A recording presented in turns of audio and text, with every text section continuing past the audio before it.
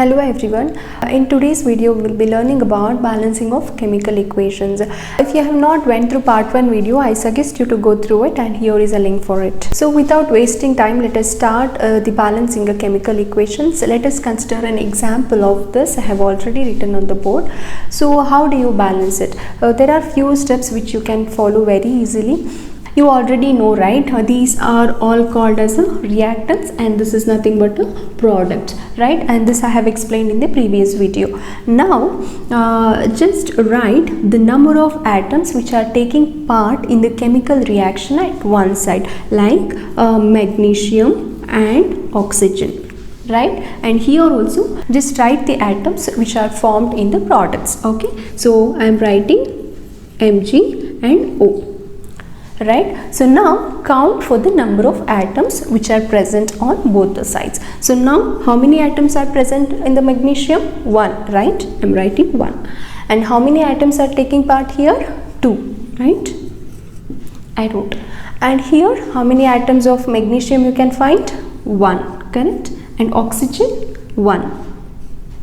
Right, so now if you see, magnesium has 1 on reactant side, and on product side also magnesium is having 1. So this is balanced already, no need to worry about it.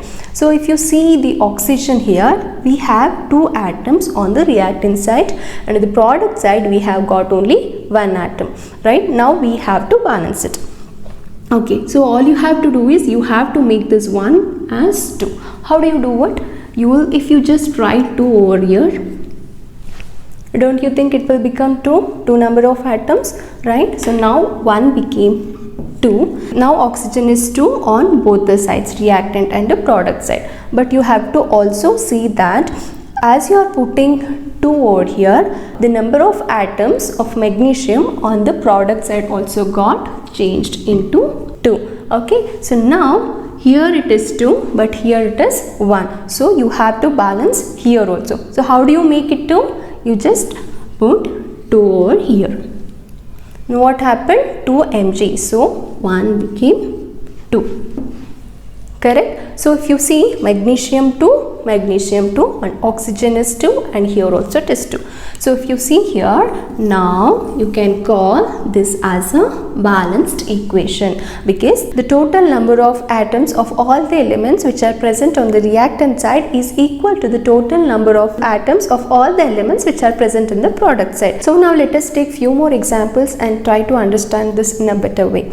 Yes, so this is the second example where you can see that iron is reacting with water to give you iron oxide, or you can even call it as a ferric oxide, along with the liberation of hydrogen gas. Okay, so now let us balance this. So what was our first step? We were writing all the atoms which are reacting on the reactant side, right? The same way here also you can see on the product side.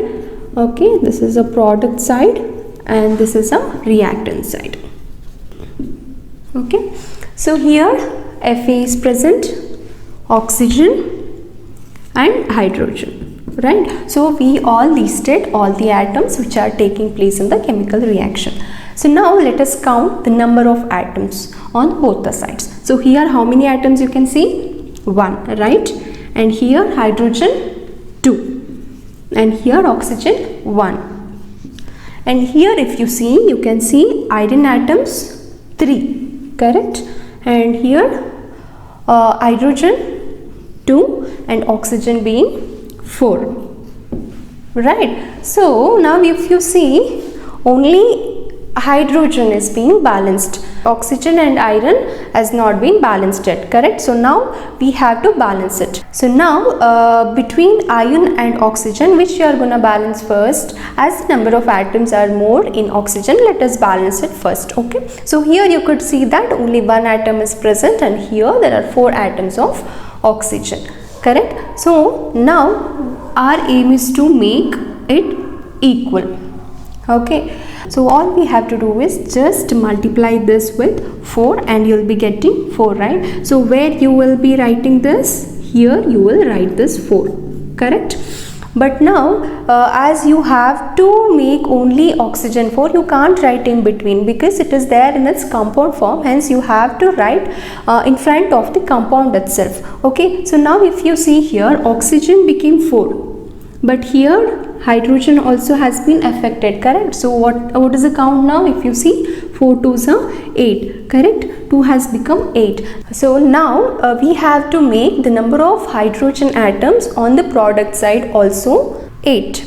Okay, so how do you do it? Here hydrogen just multiply with 4, so 4 2s are 8, correct? So here if you see, 8 got balanced, and here we have got 3 atoms on the product side, but here we have only 1 atom, correct? So now how do you make it as 3? Just multiply this with 3, right? So just you are writing 3 in front of ion. So what it became?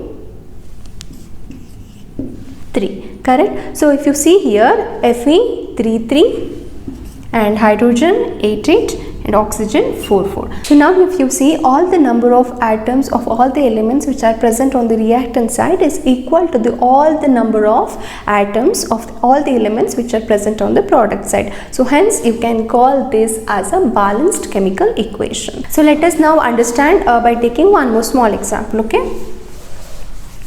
so now let us consider another example to understand this. So consider N2 plus O2 are reacting and you are obtaining NO. So here if you see, how many number of nitrogen atoms are there?